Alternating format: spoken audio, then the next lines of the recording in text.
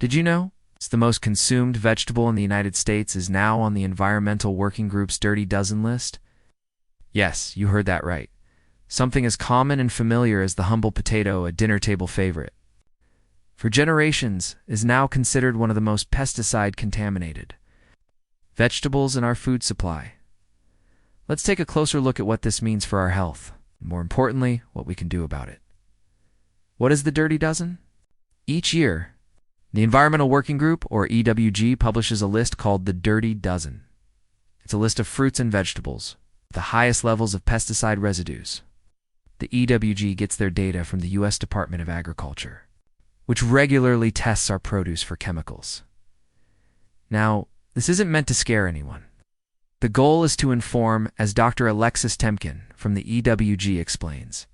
The purpose is to help shoppers make smarter choices at the grocery store, with the hope that everyone continues to eat more fruits and vegetables. It's not less. Because yes, even with pesticides, eating produce is still better than not eating it at all. But if we can reduce our exposure to harmful chemicals, even better. The surprise this year? Potatoes made the list. For many years, strawberries held the #1 spot on the Dirty Dozen. But this year, spinach has taken the lead. And for the first time ever, potatoes, the most commonly consumed vegetable in the United States, have joined the list. Why is this important? Well, according to tests done by the USDA, over 90% of non-organic potato samples contained a chemical called chlorprofam. This chemical is used to prevent potatoes from sprouting during storage. But here's the concerning part: chlorprofam is banned in the European Union due to its health risks. So while we continue using it in the US, other countries have decided it's simply not safe. That's something worth paying attention to. What else is on the Dirty Dozen? Alongside potatoes and spinach, the list also includes blackberries newly tested this year, kale collard greens and mustard greens, grapes, peaches and nectarines, apples and pears, cherries, and of course strawberries.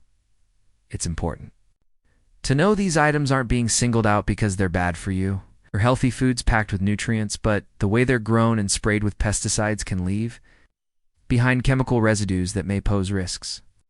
Over time, what are the risks of pesticides?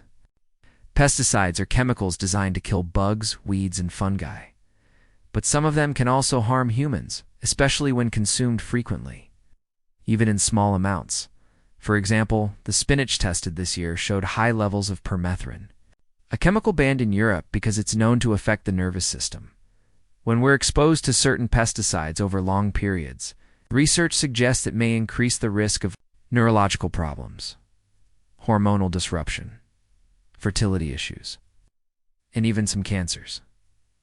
Now, that doesn't mean eating one non-organic peach is dangerous, but it does mean that choosing cleaner options, especially for the most contaminated produce, could help reduce your overall risk. And that's a choice worth considering. So what can you do? Here are some simple tips that can make a big difference. Number 1, choose organic when it matters most. If you're on a budget, and let's face it, many of us are, focus your organic purchases on the Dirty Dozen list. Organic produce is grown without synthetic pesticides, so it's a safer choice for those items that typically have high residue levels. Number 2, wash your produce thoroughly. Even though the USDA washes fruits and vegetables before testing, it's still a good habit to rinse your produce under running water at home. You can also use a baking soda soak to help remove more residues. Number 3, know the Clean 15. The EWG also shares a list of produce with the lowest pesticide residues this year. The top 5 cleanest fruits and veggies are pineapples, sweet corn, avocados, papayas, and onions. These are safe bets if you're buying conventional, meaning non-organic. Number 4, support local and seasonal produce. Buying from local farmers markets can sometimes mean fewer chemicals, especially if the farmers use more natural practices. Don't be shy. Ask them how they grow their crops. Now, let's be clear. This isn't about fear or paranoia. It's about knowledge and empowerment. Eating fruits and vegetables is one of the best things you can do for your health at any age, but the way they're grown matters.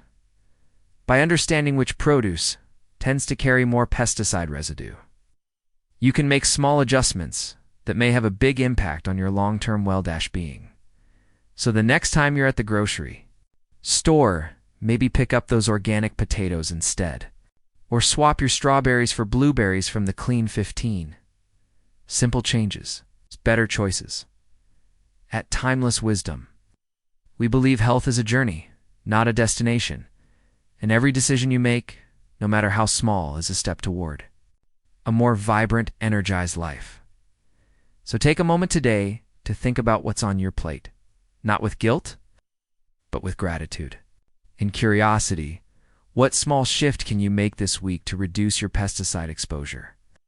Maybe it's trying a new organic veggie, or simply washing your greens more carefully. Whatever it is, it matters. If you found this video helpful, don't forget to subscribe to Timeless Wisdom, and we'd love to hear from you. What's your favorite fruit or vegetable? Have you ever tried growing your own? Share your thoughts in the comments below. Take care, and as always, here's to your health.